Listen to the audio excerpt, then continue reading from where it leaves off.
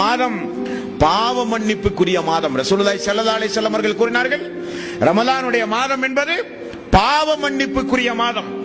இந்த மாதத்தை அல்லாஹ் தஆலா நமக்கு தந்திருக்கிறான் என்றால், நம்மை அந்த மாதத்திற்கு உரியவர்களாக அல்லாஹ் தேர்வு செய்திருக்கிறான் என்றால், அது ஒரு விலை மதிக்க முடியாத, எந்த வகையிலும் கணக்கிட்டு சொல்ல முடியாத அல்லாஹ்வுடைய பெரிய ஒரு நிஅமத் அன்பர்களே.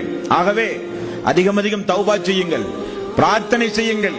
இந்த ரமலானுடைய மாதம் 30, 29 வருவதற்குள் நம்மில் யாரெல்லாம் இருக்கிறார்கள் என்றே சொல்ல முடியாது. கிடைக்கிற வாய்ப்பு, இந்த தினம் நமக்குரியது, நாளைய தினம் நமக்குரியது அல்ல. கிடைக்கிற வாய்ப்பை அல்லாஹ்வுக்காக வேண்டி, மறுமை வாழ்வுக்காக வேண்டி, சொர்க்கத்து வாழ்வுக்காக வேண்டி கிடைக்கிற வாய்ப்பை நல்ல பயன்படுத்துங்கள். அநியாயம் செய்யவோ அக்கிரமம் செய்யவோ கிடைக்கிற வாய்ப்பை பயன்படுத்தாதீர்கள். திடீரென அந்த மரணம் வந்தால் நமக்கு நேரவிருக்கிற சம்பவம் மிகப்பெரிய அநியாயமான, மிகப்பெரிய அளவில் பாதிப்புக்குரிய சம்பவமாக அது அமையும். அல்லாஹ் தஆலா அப்படிப்பட்ட நிலையில இருந்து நம் எல்லோரையும் அல்லாஹ் காப்பானாக.